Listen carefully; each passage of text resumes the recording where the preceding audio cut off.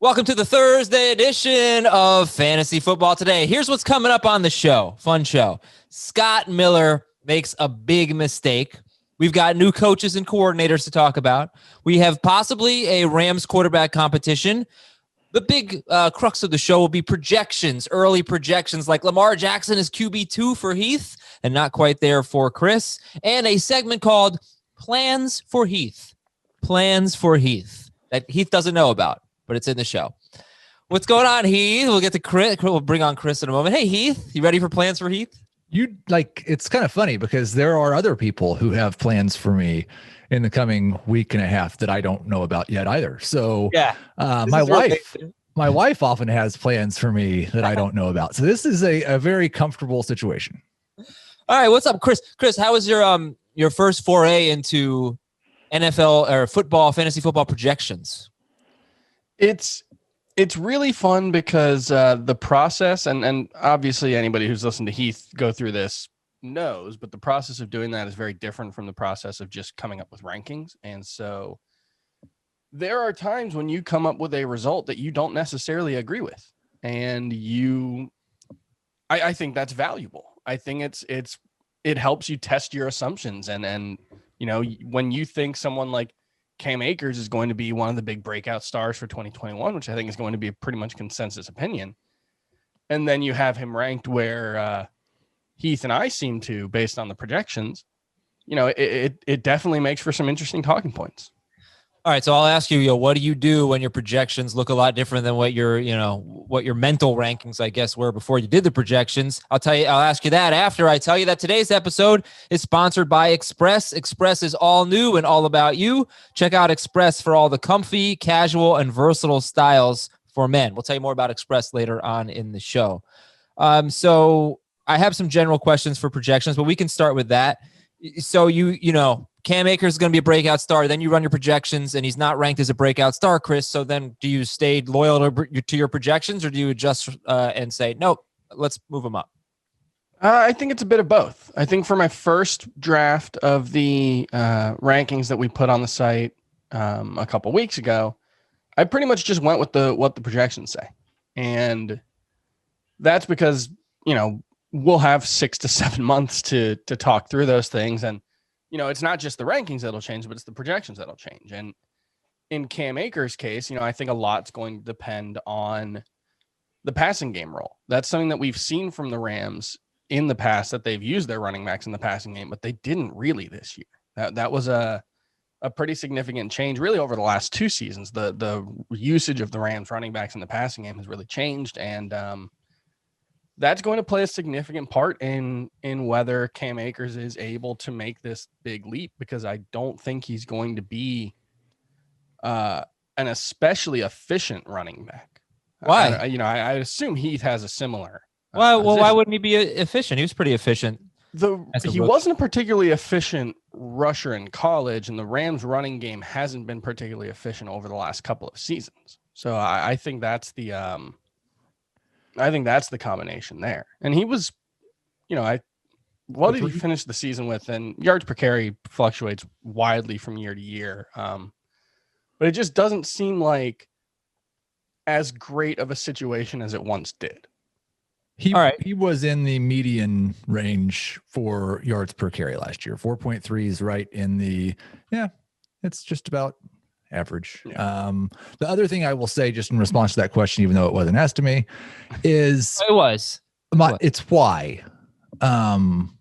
Like those are the guys, and I've already done it with a couple since I did my first run through, but it's why. Why is the projection so much different than what my expectation was? What's like in the situation of Cam Akers, when I first did his projection, he was like running back 30.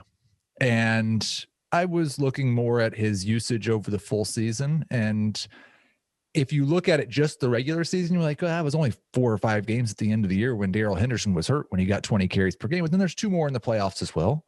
And so I had him a little lower on total carries than I probably should have. But yeah, like those are the guys when it stands out. And I'm like, well, I don't like that.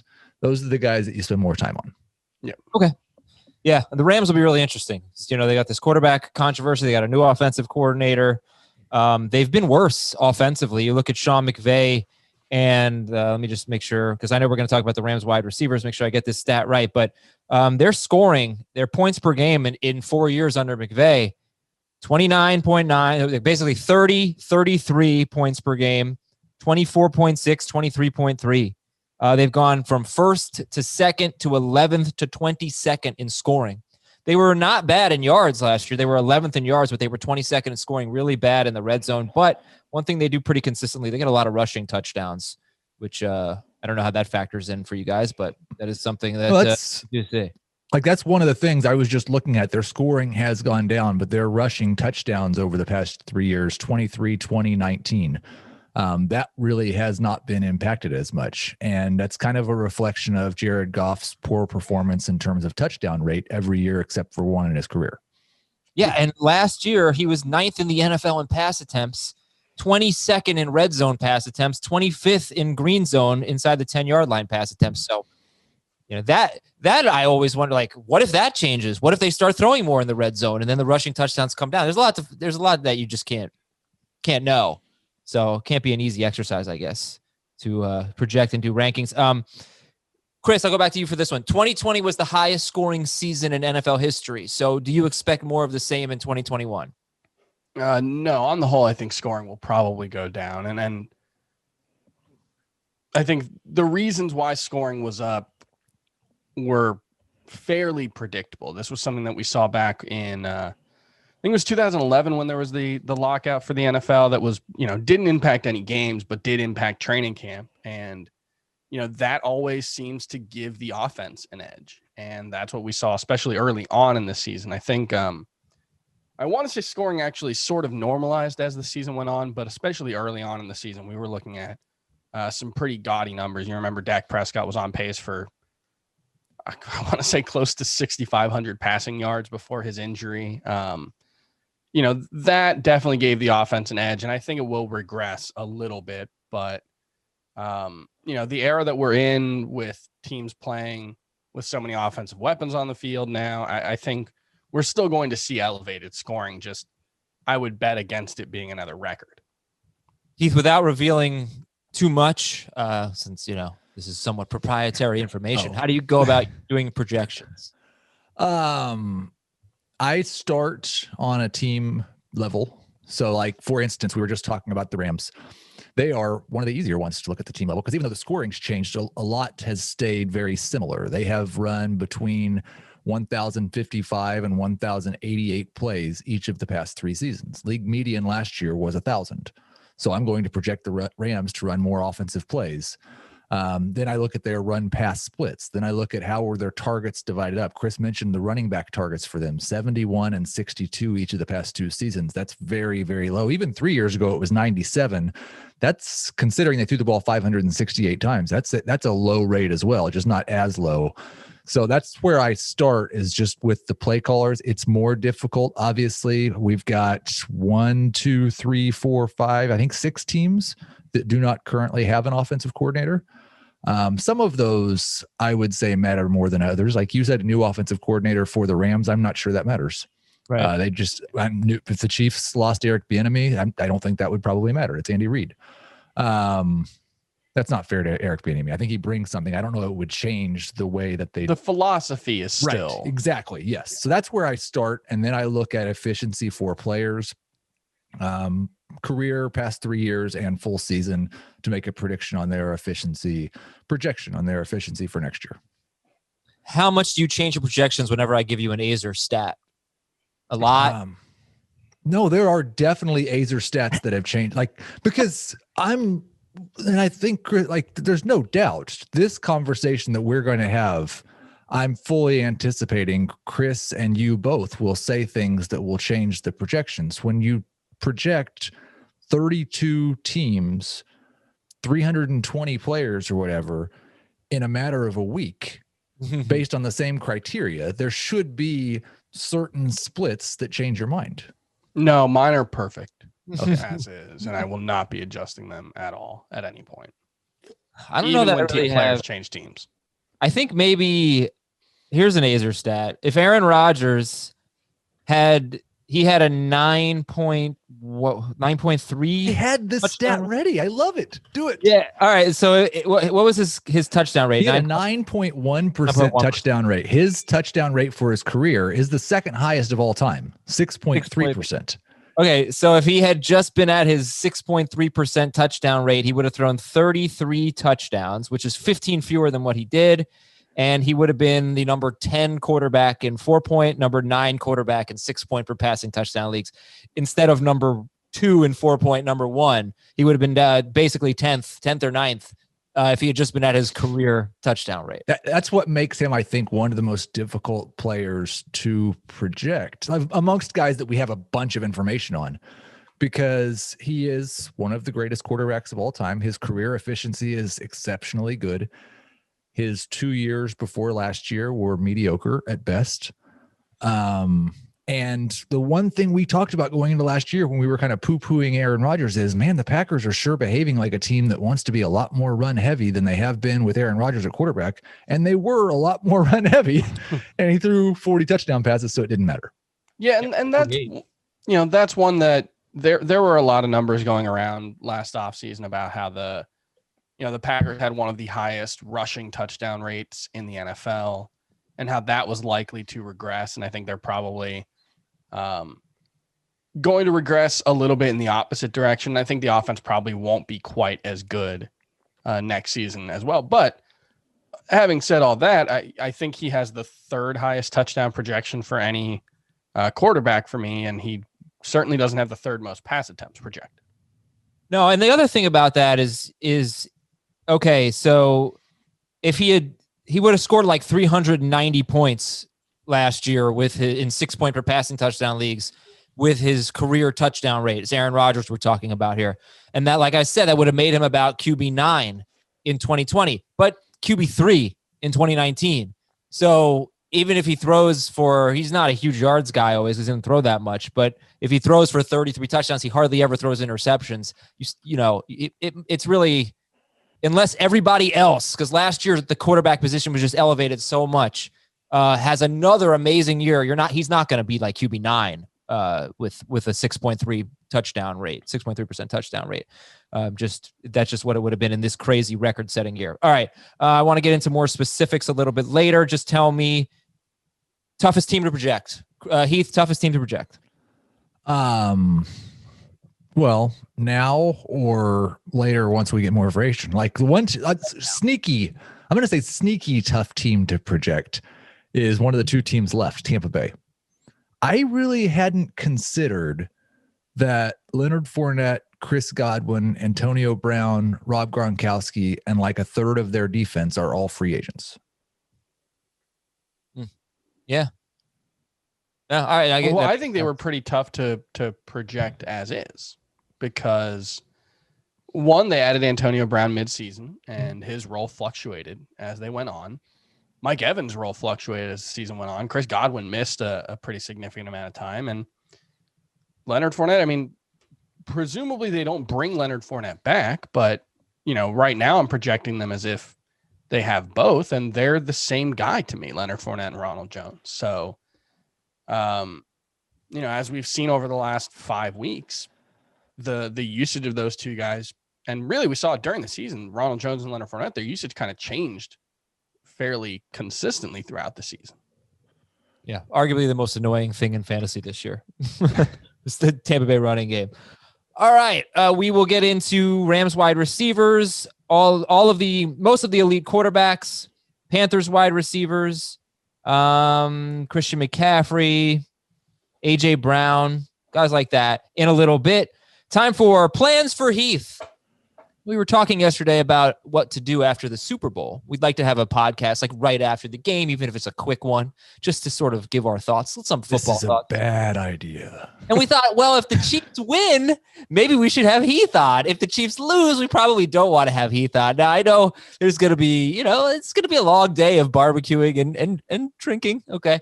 But I thought it would be fun to have Heath on. But Ben told me that he was with you last year when the Chiefs won the Super Bowl.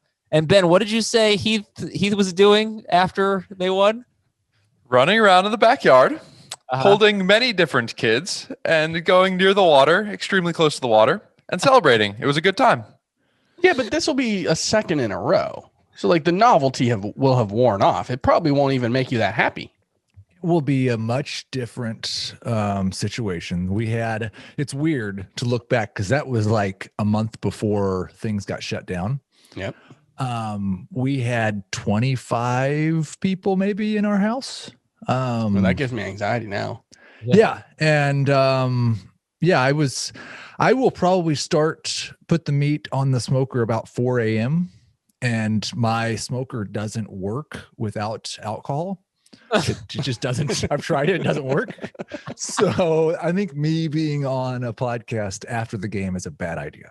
I mean, for you, maybe. For the listeners, I think they would probably get some enjoyment out of it. But all right, we will negotiate. We'll talk about it. We're working on plans for Heath for Super Bowl Sunday.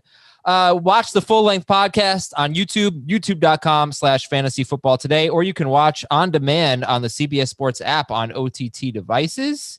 Is that right? Am I reading? Really? Yeah, you can. Our episodes are now on OTT devices. We are not on Roku right now. We're getting on Roku, but all the other OTT devices should have our full-length episodes. Well, guess what? Guess the OTT device I own. Roku. Yeah. But It always takes them a little while to figure things out. It does. Coming soon. HBO Max wasn't on there for like a month. Yeah, what was that all about? Anyway, go to the CBS Sports app, scroll down until you see our familiar faces. And listen, the biggest sporting spectacle of the year is nearly upon us. We know everyone loves making their picks, no matter if you're a diehard fan or you're just tuning in for the big game. So we think you're going to really love this opportunity. Enter the CBS Sports football props game for your chance to compete for the $1 million jackpot. That's right, $1 million if you correctly answer all of the questions, and a guaranteed $50,000 to the winner. Okay, you can win all that money without risking anything. Football props is free to play. Visit cbssports.com/props or download the CBS Sports app to enter. Also, I'm going to put the link in the episode description, but go to cbssports.com/props or download the CBS Sports app and enter. Just answer some prop questions. You could win a lot of money. It's all free. Okay, news and notes. So Houston hired a new head coach, David Culley. He was the passing game coordinator and the assistant head coach for the Baltimore Ravens. They're going to keep their offensive coordinator, Tim Kelly. And how about this? The Texans were last in the NFL in plays and first in the NFL in yards per play. So that was pretty interesting. They ended up 13th in yards, 18th in scoring, but they're keeping Tim Kelly. The Seahawks are hiring Rams passing game coordinator, Shane Waldron, as their OC, as their offensive coordinator. He has no play calling experience. And I said that the Rams are getting a new offensive coordinator, but I'm not right about that. I think I just mixed it up with them losing their passing game coordinator. So it doesn't matter. It's a Sean McVay offense anyway. But apparently the Rams are going to have a competition between Goff and John Wolford. According to Ian Rappaport, they're also unlikely to bring back Malcolm Brown and Gerald Everett and Josh Reynolds. Hopefully, Andrew Whitworth will be back with the Rams. He's expected to play in 2021. Let's talk, though, about the Seahawks offensive coordinator, Heath, Shane Waldron. Again, no play calling experience and coming over from the Rams. Your thoughts here? Pete Carroll said they have to run the ball. There's been a lot written about this. The deep ball was not nearly as successful in the second half of the season. Pete Carroll wants to run the ball. He hired a passing game coordinator. What do you make of it? Well, they've always there was a quote from DK Metcalf this year compared and contrasted to a quote from Tyler Lockett, I believe, 3 years ago, with both receivers saying basically the same thing. They got to the second half of the season and they were doing the same thing they'd done all year, running the ball and throwing it deep, and teams just took away the deep ball and they didn't have any way to combat that. And so if their plan is to run the ball and throw it deep, then I guess maybe we should be concerned about that, but they still have arguably one of the top 3 or 4 wide receiver duos in the league. One of the top 5 quarterbacks in the league. I didn't really change too much based on this. I did plug in basically the Rams offensive tendencies contrasted with the Seahawks offensive and it just basically comes out to a pretty close to an average offense. Okay. Lockett was definitely one of the tougher players to project for me, and I was shocked at how good his numbers came out in a way that I don't feel totally comfortable with. Well, you just know how it's going to happen. He's going to have like 4 huge games. Yeah. And Russell Wilson has been, midway through the season, 2 years in a row, he's been basically the number 1 quarterback and then completely fallen off. So he must be a pain in the butt to project too, especially since you're dancing with that super high touchdown rate all the time, which I know has to make you a little uncomfortable, right? He's done it long enough. Fairly easy for me. He's done it long enough that I just accept that he is going to be a 6% touchdown rate guy. There's a few of those. But like he is in a range where if you changed his yards by 5, it might change his ranking by that many spots. Yeah. Okay. Joe Lombardi for the Chargers. He's now their offensive coordinator. He says an up-tempo offense is part of what he's building. And let's talk about Aaron Rodgers, though. Green Bay president Mark Murphy said there is no way in heck Aaron Rodgers won't be on Green Bay next season. Jason Lockenfora for CBS Sports wrote an article with a very, very different theme to it. A lot of people expect Aaron Rodgers to be gone. People in the NFL, coaches, front office execs. It's a really interesting article, so please read it. We'll check in on it, obviously, as there's news throughout the offseason. Kyle Rudolph doesn't. Yeah, I want to go back to Joe Lombardi just for a second. Yeah. Because there were some things that came out on Twitter about his approach, talking about a balanced approach. He's been an offensive coordinator in Detroit, right? Mm-hmm. Yeah. Yeah, but it was only for like 2 seasons, I think. Like a season and a half even. I think he got fired after like 6 games the second year. Yeah, but he's at up-tempo. They were a very up-tempo offense in terms of plays run. They were a very pass-heavy team, and they threw the ball to their running backs more than any team in the league. No, I'm sorry. I have to interrupt you. You're saying the Lions when he was the coordinator, or the Chargers last year? The Lions. Okay. Cool. And so keep that going then. Scotty Miller thinks he's the fastest player in the NFL. I mean, the last time you faced Tyreek Hill, he had 200 yards in the first quarter. Why would you say anything that might fire him up even a little bit? But also, like, he ran at the combine. He ran a 4.44, which is really fast. That's like in the 80th percentile for NFL wide receivers, maybe a little higher. I read that he had it run a 4.39. I don't know, maybe it was his pro day or something. Even then, that's still Henry Ruggs ran a 4.27. Yeah. He's not close to the fastest NFL player. The 49ers signed Jeff Wilson to a 1-year deal.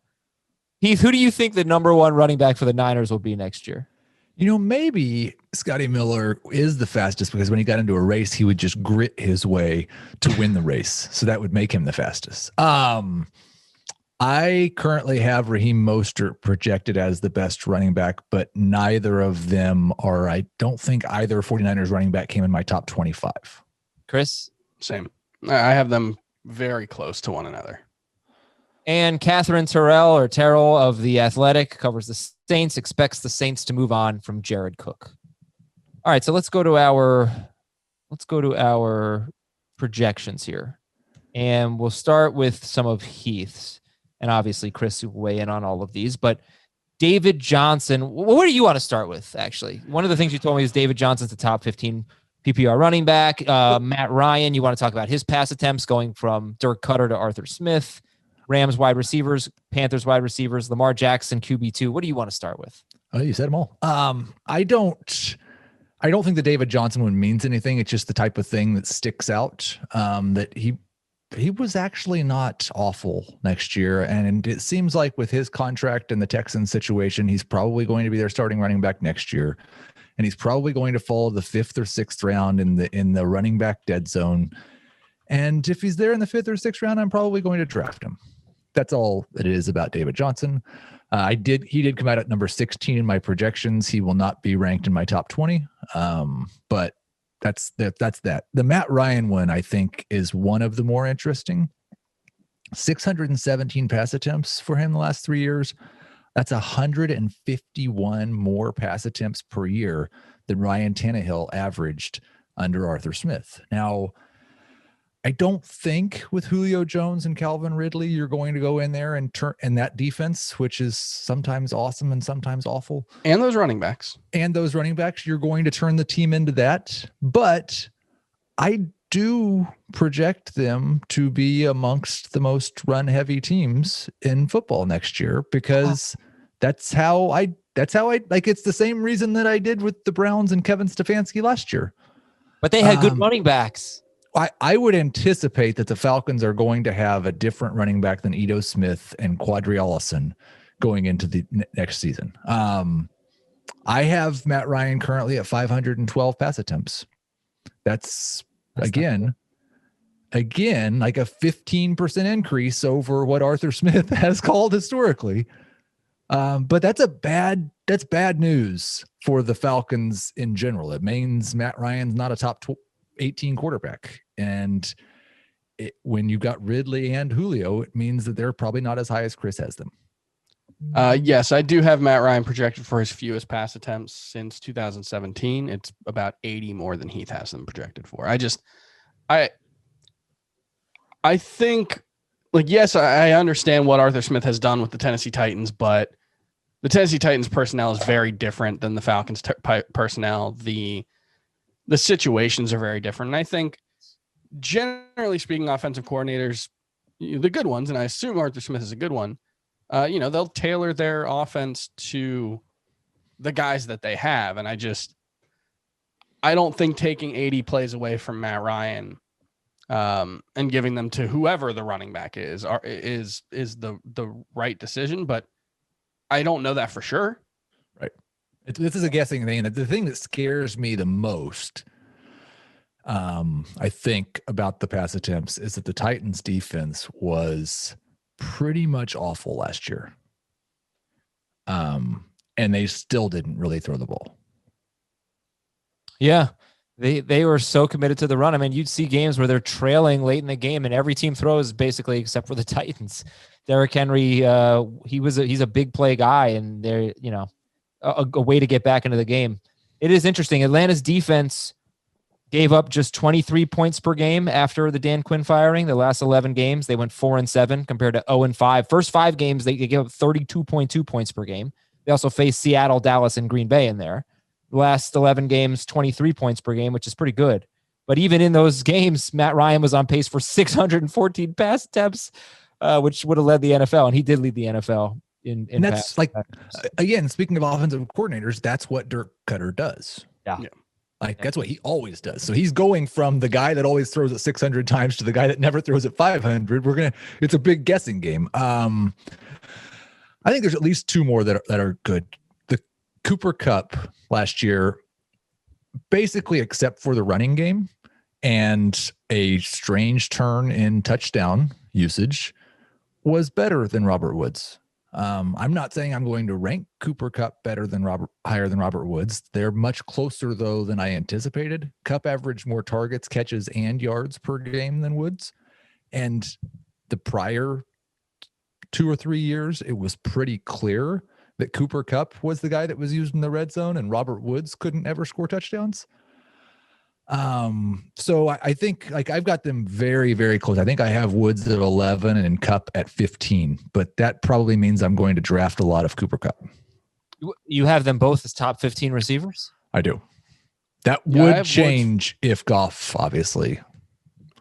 I have Woods 15 and Kupp 17. I'm a little dismayed at both how high they are and how close they are. But I do have them projected for the same amount of touchdowns.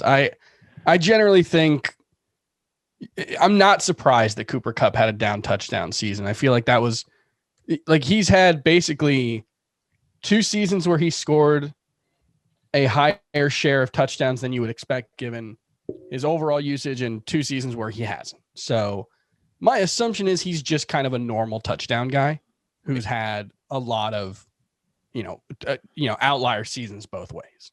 But I would say, like, and Chris has talked about, I can remember Chris talking about this in baseball, and it's the he's due argument. Cooper Kupp was due to score 5 touchdowns last year, not 3.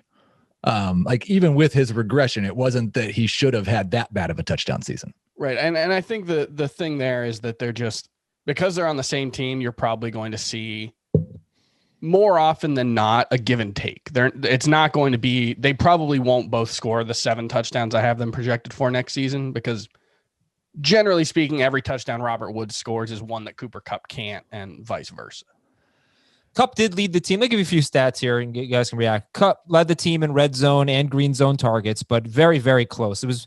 He had one more than Woods in the red zone. He had two more targets than Woods in the green zone. It was evenly distributed inside the 10-yard line. And like I said, Goff didn't throw the ball a lot near the end zone. If you just want to look at these three wide receivers and their points per game, fantasy points per game rank in the last 3 seasons, Cooper Kupp has been 9th, 7th, and 39th in non-PPR, 14th, 7th, and 28th in full PPR.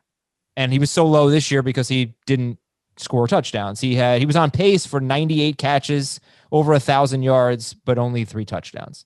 So in 2018 and 19, he was top 10 in non-PPR per game. He was top 14 in PPR.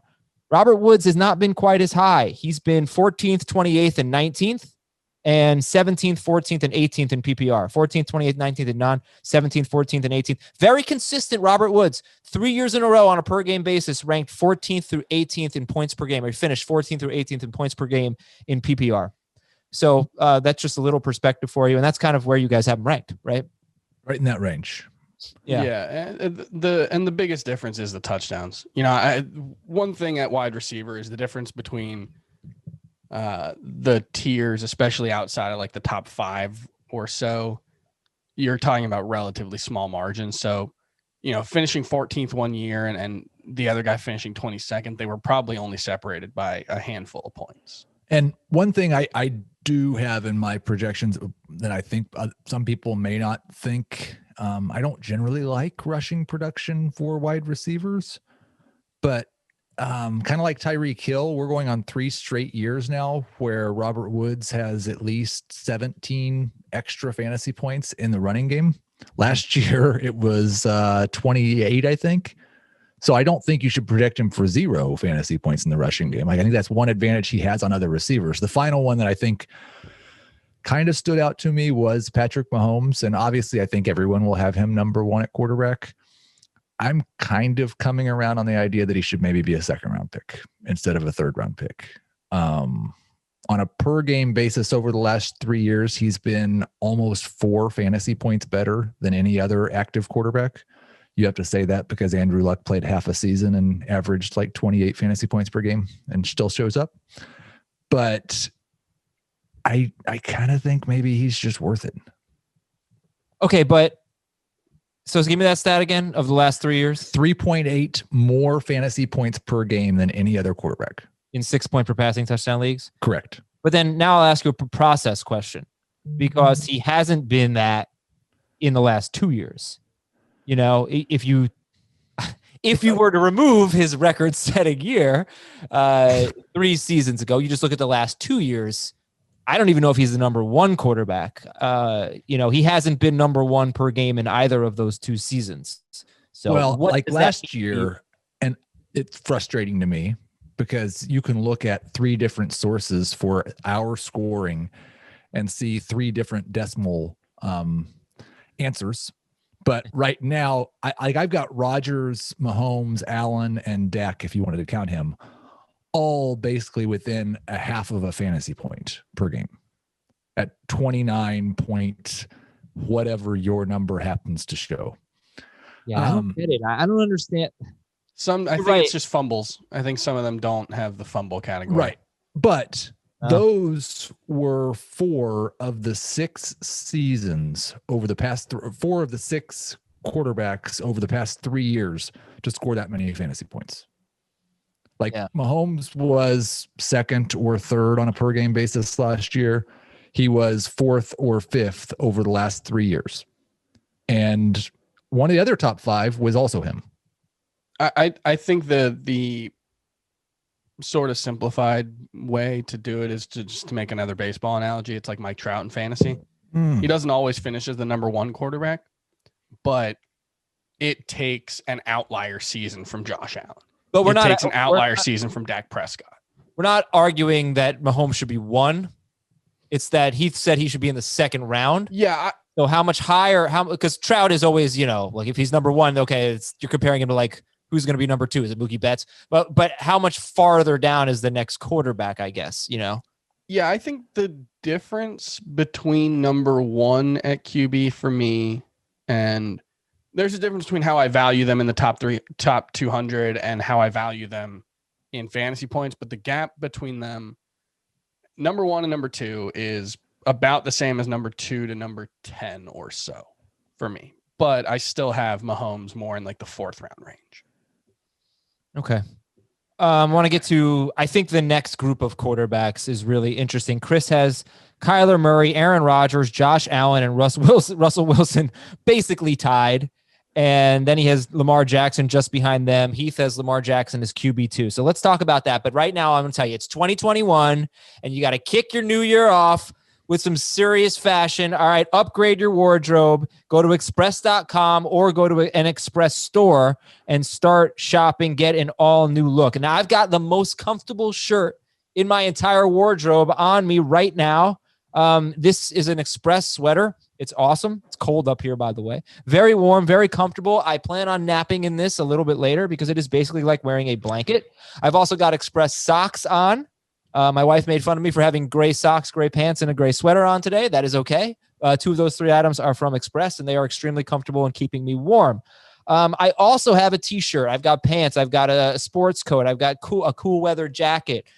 All this stuff from Express, and it's just absolutely awesome, and I love it. And I walk out. Well, I don't go outside much, but it is important to walk outside and feel good about what you're wearing. Get that little pep in your step. Get that little boost of confidence. You can do that on Express.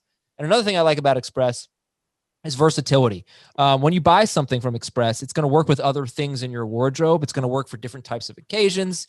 You've got fancy stuff and you've got laid back stuff.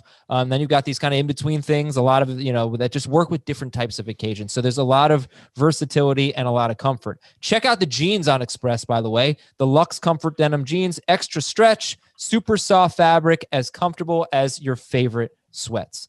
Again, start the new year right with an all-new look. Shop Express in stores and online at express.com right now. All right, Chris, let's talk about QBs 2 and beyond. So right now, how do you have it 2 through 6, basically? Yeah, so I changed things just a little bit, but 2 through 5 are separated by 4 points. I have a Kyler Murray, Josh Allen, Russell Wilson, and Lamar Jackson. Aaron Rodgers is slightly behind. I think he's like a touchdown behind Lamar Jackson. And so for me, it's basically Mahomes in a tier by himself. Then there's a tier of about 5. Maybe you include Deshaun Watson there. And then there's another tier drop off. But those tiers are really, really close to one another. You're talking about 5 points separating 2 and 5 and 11 points separating 6 and 8. Or 6 and 9. And who's in the tier again? Can you just repeat the names? Mahomes number 1, then Kyler Murray, Josh Allen, Russell Wilson, Lamar Jackson, and the next tier, Aaron Rodgers, sort of in that tier, and then Deshaun Watson, Dak Prescott. I have Jalen Hurts and Taysom Hill, but obviously, depending on who's actually starting for those teams, that could change. If the other guys that those teams have are starting, they probably won't be ranked as high.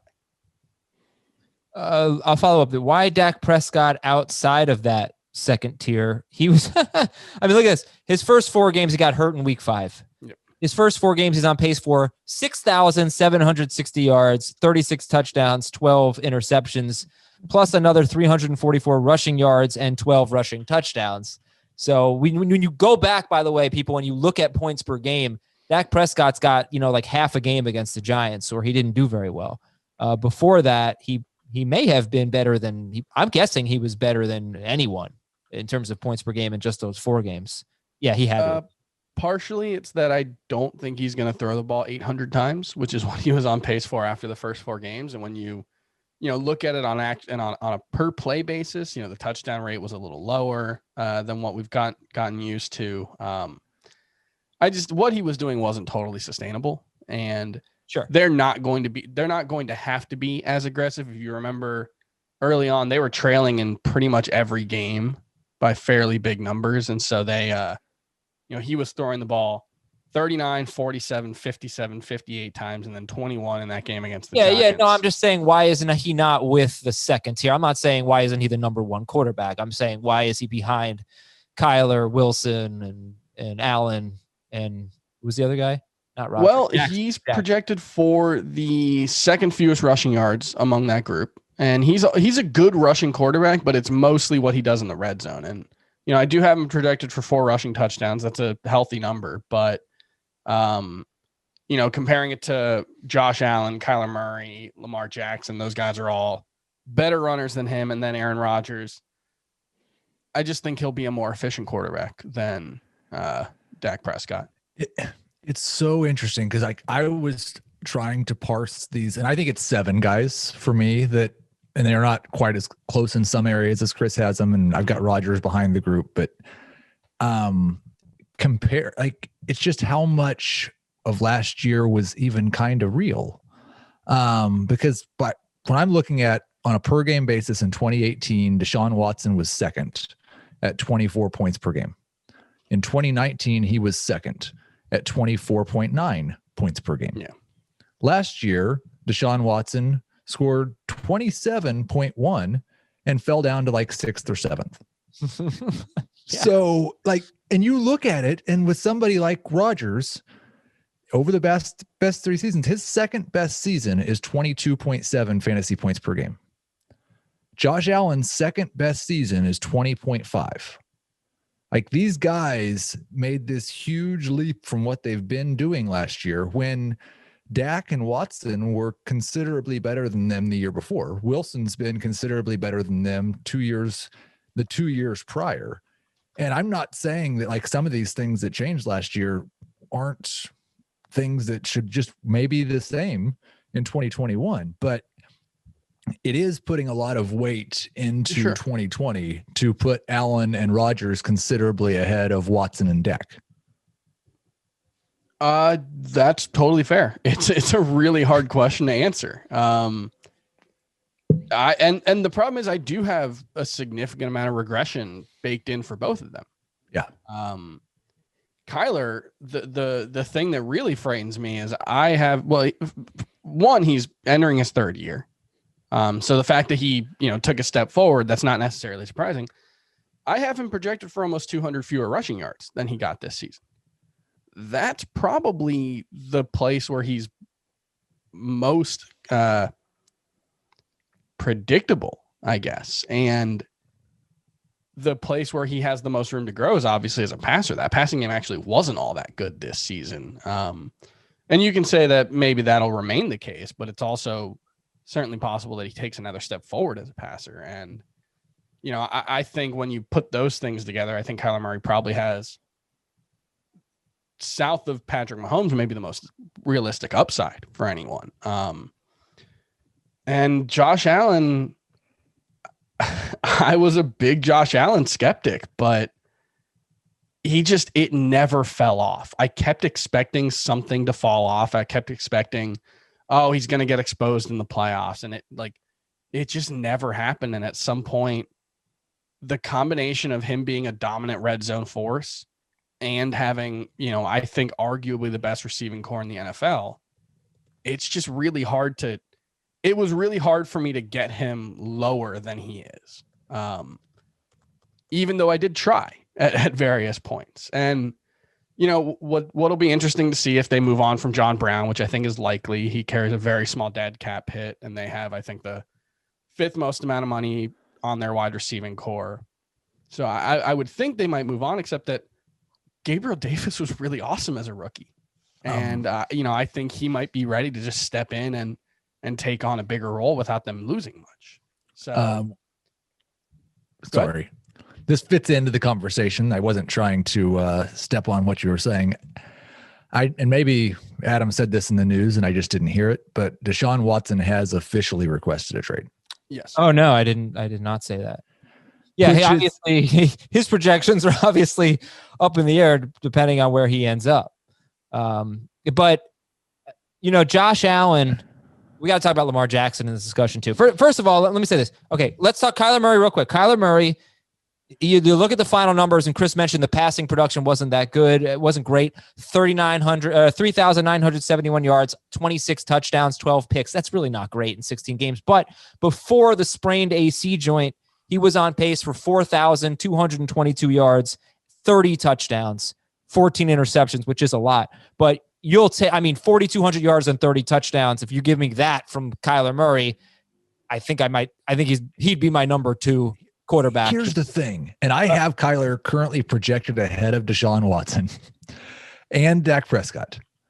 But on a per game basis, Deshaun Watson was better than Kyler Murray last year. But Deshaun not before the sprained AC joint. Okay, fine. But he was not close to as good as Deshaun Watson has been in any year of his career as a rookie. As a rookie, Deshaun Watson, his half a season blows Kyler Murray away. His second and third year blows Kyler Murray away that year. So wait. Okay, so Kyler's second year in this year of the 27-point quarterback. Right. But we've never seen Kyler Murray be better than Deshaun Watson. Except for the first 9 games. I could take a 9-game sample from any of these quarterbacks and make the case that they're the best quarterback in the NFL. That's the thing. It wasn't a random 9-game sample, though. It was pre-injury. And it was the second. I think that's actually kind of the point. I think outside of Patrick Mahomes, you can make a case for at least a half dozen, and I would say as many as 8 other quarterbacks to be the number 2 quarterback. I just think that's the state of the position. And that's part of why I don't necessarily need to reach on Patrick Mahomes. The replacement level at quarterback is so high. What's your difference? I'm not reaching on the number 2 quarterback. No, for sure. For me, it's just whoever's left of that group. What's your difference, Chris, between Mahomes and number 2, and then between Mahomes and number 10? Difference between Mahomes and number 2 is 21 total points. Difference between Mahomes and number 10 is 52. So about 4 points per game. So that's significant. So that you have the difference between Mahomes and number 10 is what the difference between Mahomes and number 2 has been over the last 3 years. Yes. What do you have? No, I have him at 50 points better than any other quarterback. And how much between him and number 10? 96. Wow. Yeah, it's a big difference. So I think it's just I have Mahomes projected for a lot more points. I have him for 422. Yeah, I've got him. Yeah, I've got him significantly higher than that. So we're definitely not going to get to all the things I wanted to talk about, but I'm loving this quarterback conversation here. So Josh Allen, how do you guys deal with the fact that his rushing yards have decreased every year? Still, a bonus there. He's still over 400, but let me just get the exact numbers. It's gone from 631 yards as a rookie, and he only started 11 games, to 510 to 421, but 8 to 9 rushing touchdowns every year. And that's just like Dak Prescott was 666 in his first 3 years, and then 3 in his 4th year, and then 3 again last year in only 5 games. But can we really trust that? 8 to 9 rushing touchdowns every year. So how do you look at Josh Allen's rushing totals? The yards coming down and the touchdowns just feel like too good to be true, or are you convinced he can do that again, Heath? Oh, I definitely think he's going to have a fall off. It's just, does he fall? I think most the quarterbacks that scored 30 fantasy points last year per game are going to have a fall off. And does he fall off further than them? It's okay if Josh Allen's rushing production falls off, if Stephon Diggs makes him a good passer. If he's improved enough accuracy wise to where he's a good passer. I've got him right about 4,000 yards passing and 30 touchdowns. And right around 500 yards rushing. That the key will be, is okay if the rushing yards fall, if they continue to use him as their goal line back. And I don't know why we wouldn't think they're going to do that. They've done it for 3 years in a row. Okay, so let's talk about Lamar Jackson, and then I'll ask you guys, who are you taking number 2? Who's your number 2 quarterback? But Lamar Jackson, well, first, Heath, are you taking him number 2 right now? Lamar Jackson is my number 2 quarterback, and it goes back kind of to the same thing we were saying about Deshaun Watson. The best we've seen from Lamar Jackson was 20% better than any quarterback that year. The worst we've seen what we saw from Lamar Jackson last year, I won't say the worst because his 7 games as a starter as a rookie were worse, but what we saw last year was the number 2 quarterback on a per game basis in 2018 and 2019. And another thing, I mentioned this yesterday, right? Like he was QB 10. I mentioned this on FFT 5, actually. He was QB 10 this year, right around there. But you give him his fantasy points from 2020 and put him in 2019, and he's QB 3, I think. And that's if you remove, 2019 Lamar Jackson. I never compare one player against himself. So he's got the rushing totals, whereas I feel like so many quarterbacks who finished ahead of him could really come back to earth in their passing totals because it was just so wild last year. But with him, that's not a problem for him. He didn't necessarily overachieve as a passer. He came back to earth last year as a passer. And he still had a high touchdown rate. And I think he always will. Yeah, we think Baltimore's going to be really efficient. But he's just like, he's got this floor with the rushing. I mean, he's basically 1,000-yard rusher. He's 3 years in a row. He's been on pace for over 1,000 rushing yards. So if the other guys don't do as much as they did as passers, that's just going to really benefit Lamar Jackson. He could shoot up from number 10 to number 2. Yeah, maybe who knows? Maybe number 1. That's kind of how I see it. Chris, your thoughts? Yeah, I mean, I have him 4.5 points behind. Like if I had him projected for 4.5 more points, he would be the number 2 quarterback. Yeah. So I'm right there. It's just like Kyler's probably going to throw for close to 1,000 yards more than him, probably the same amount of touchdowns. And so it comes down to, does Lamar Jackson outrush him by 300 yards and a couple touchdowns? Kyler's been an incredible goal line quarterback as well. And before that AC joint injury, he was on pace for, I believe, over 1,000 yards as well. So, it's a jumble. And the lesson for me is really that it's just, I'm not going to pay a premium for any of them. And that's always the case for me at quarterback.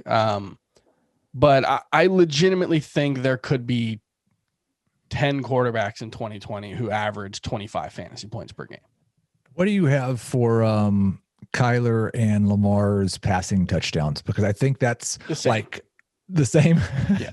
26 for Kyler, 27 for Lamar. Yeah. On a, 130 pass attempt difference. Right. Which seems kind of silly, but I don't see any reason to expect Kyler to throw more touchdowns than Lamar. I will but there is Kyler was, the most efficient offensive quarterback we've ever seen in college. And it's entirely possible that he does make a leap, and a leap for him would be like a 5.5% touchdown rate would get him to, roughly off the top of my head, 32 passing touchdowns, I think. Yeah. That would get him really close to Patrick Mahomes, I think. That's what he was on pace for before the injury. Yeah. And that's he was the number thing 1 with a guy who runs like he does, which is almost as good as Lamar Jackson, and will throw the ball 500 plus times. So Jackson is number 2 for Heath right now. Chris, how about you? 5, but no. Who's number 2? Oh, Kyler. I don't know who I would take number 2. It might be unpopular. It might be Watson. I just think he's a better player. Think it's perfectly reasonable. I think he's a better player than those guys. I think Wilson, if Mahomes is the best quarterback in football, maybe Rodgers is second. Wilson, Watson are 3 and 4 to me. It's going to depend. Like, do the Texans trade Deshaun Watson somewhere where he's playing in a good offense with good receivers? Do they placate him by signing Allen Robinson or Chris Godwin or one of those guys? Although then he could very easily be number 2. Arguably the best stretch of his career came with Brandon Cooks and a bunch of nobodies, a bunch of guys who literally could not get on the field. Because it was also without Bill O'Brien. It was. Well, he won't have Bill O'Brien this year, presumably. I don't think he's going to play at Alabama. Quick break here. And we're going to take a quick break. When we come back, we'll read your emails at fantasyfootball@cbsi.com. Fantasyfootball@cbsi.com. You know the email address. Here we go. From Cody or Cote, C-O-T-E. Probably, I don't know. From C-O-T-E. Good afternoon, Dwight, Jim, and Michael. I guess I'm probably Michael. I have the 5th pick in a dynasty rookie draft. Who would you target in that area? It's PPR and it's a 2 QB league. The weak spots on my team would be in this order: quarterback, tight end, running back, wide receiver, in order from worst to best. So quarterback, he's weakest, followed by tight end, running back, wide receiver. So what do you guys, quick, I don't know, look at a mock draft if you need to. PPR, 2 QB league, 5th pick. What are we looking at there? The problem is your biggest needs are the 2 places where it's harder to make an impact as a rookie: QB and tight end. I would think maybe, like, depending on how, if it's a real need at QB, like you're looking long term and you just don't have anyone, then I think either Justin Fields or Trevor Lawrence, because both of them have profiles that could make them incredibly valuable fantasy quarterbacks. And this is, man, if you don't run in 2021 and beyond, given the guys who are coming into the NFL this year and the rushing ability that they have, it may just be Aaron Rodgers and nobody else who doesn't run among the good fantasy quarterbacks in the future. I don't think Lawrence will be there. I don't think Lawrence will be there either. Possible. And the thing with Fields is there are too many people that are just split on him and too many inconsistent performances that you've got the 5th pick. I know it's a need for you, but do you really want to pass him up for a much more sure thing at running back or wide receiver? Or Kyle Pitts, you might have to wait a year on, but could be just a total stud at tight end. I'm not sure I'm going with a quarterback there. I would just take best player available, I think, and then look to make a trade if you have to. But I think Jamar Chase is there. Like, I don't think Devontae Smith will be there. But I think regardless of context, heading in right now, based on what we know, I feel like there's probably a top 4, not including the quarterbacks. I think it's probably Najee Harris, Jamar Chase, Devontae Smith, and Travis Etienne in some order. ETN. Etienne. Kind of like an Etienne. He is so freaking good, by the way. Like, if he were there at 5, you'd have to take him over a quarterback or a tight end, unless Trevor. So I think it's one of those 4 guys, or if Lawrence is there. Yeah, and that's right. That's the PPR. That's a 2 QB league. All right, from Jason Dispenegatis.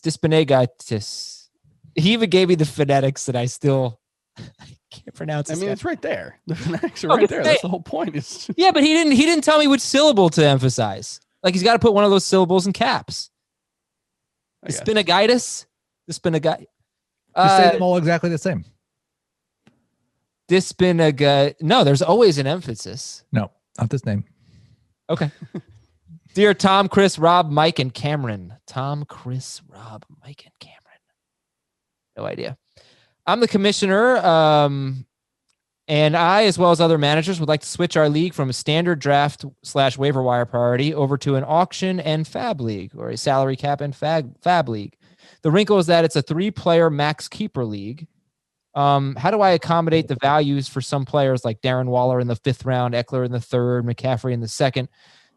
Do I just, Tom, Chris, Rob, Mike, and Cameron are Bucks players. Thank you, Ben Schrager. So yeah, he wants to go from standard format to a auction / fab, salary cap / fab, but you've got these keeper values. Is there any way to translate Darren Waller in the 5th and give him a dollar value? You could assign a dollar value to a draft slot. Yeah. And then whatever that slot was, where they were drafted or kept the previous year. That's the simplest way to do it. And if you want to use, now I don't know how soon you're doing it, but once we have auction values, you could just use our top 200 to establish the value for a draft slot. It's a good idea. Okay, from Timothy, I have a tough keeper decision to make. Half PPR, 12-team, 1-keeper league. And I have the 12th pick in the draft. My 3 options are Kamara, 12th overall, Diggs or Akers, 60th overall. Half PPR, 12-team league, Kamara 12th, or Diggs or Akers 60th. I think I'd go Diggs. Yeah, I mean, it's a classic question of, do you take the best value or the best player? I have Kamara as the number 2 overall player, so getting him at the 12th pick is pretty awesome. Like, there's no way you're going to get Alvin Kamara at the 12th pick. You're going to get a significantly worse player. And yeah, all right. So he says Diggs. What would you say? I think I probably go Diggs just because a second rounder for the 5th round pick is, probably a slightly better value. Also, the thing I'm thinking about here to jump in, 12th pick is really 24th pick. So that's quite a value on Kamara for Chris's 2 to 24. Yeah, that's a good point. Whoever's available at the 12th pick is going to be, worse than your standard 12th overall pick. So I think that makes me lean Kamara. That's a good point, Ben. Well, no, but wait, hold on. Not necessarily, because some of the players who are going to be kept are not going to be kept in the first round. They're not going to be kept for a first round pick, and they're not going to be first round values. They could be like J.K. Dobbins in the 8th round or something like that, Right, but every team's if every team, I guess you're only keeping one. You're keeping one, but you're not necessarily giving up your first round pick. I still think I go with Kamara. I like this last question. It's about dynasty trades. I'm going to save it for the beginning of another show or early on in another show because it's an interesting topic. This guy traded Josh Kelly and James Robinson early in the season. One was a great trade. One was a terrible trade. How can you kind of know what to do in those situations? Who's going to end up being legit and whatnot? So I think it's a good question from Steven, and I'm going to try to save it for another episode. Thanks a lot, everybody. Have a wonderful weekend. Make sure you're subscribing to Fantasy Football Today in 5. Think of some things that you want Heath to do after the Chiefs win the Super Bowl next week. Obviously, make him do it on video. And anyway, enjoy yourself, and we'll talk to you on Monday with another episode of Fantasy Football Today. Want more of the Fantasy Football Today podcast and nonstop year-round fantasy advice? It's simple. Hit the subscribe button and hang with us all throughout the year.